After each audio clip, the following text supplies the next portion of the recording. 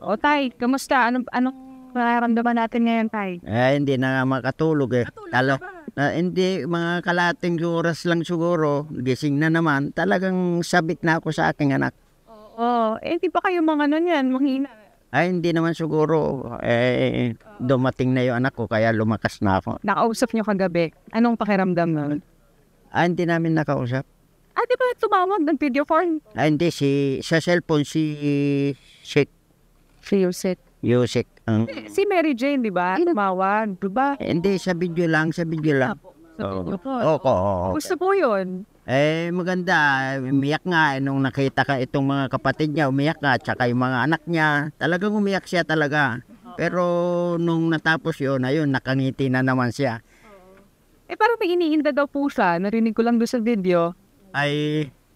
Nahihilo daw po siya, sabi niya, na nagsuka, sabi niya. Ano na? Palagay ko, kung lang sa tagal nang hindi kami nakita, palagay ko, ganun, baka nagsuka lang na nasa sobra pa ako do Tabiyahe po. biyahe.